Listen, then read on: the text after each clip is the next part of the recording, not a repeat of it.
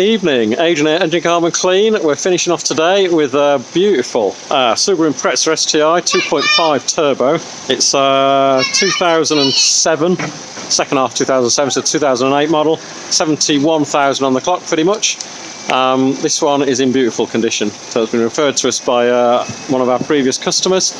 It's running very, very sweetly. A bit quieter than the blob eyes and the bug eyes, this one, but yeah, running very, very sweet.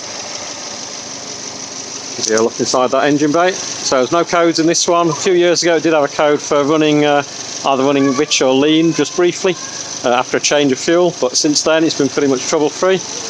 Yeah, very, very nice. This had a base purr to the engine when we started. That base purr is pretty much diminished now, as we always get with the Imprezas.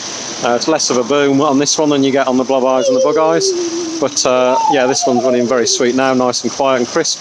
That exhaust note was certainly christened up as well. It'd be nice to get this back out the road in about another 20 minutes.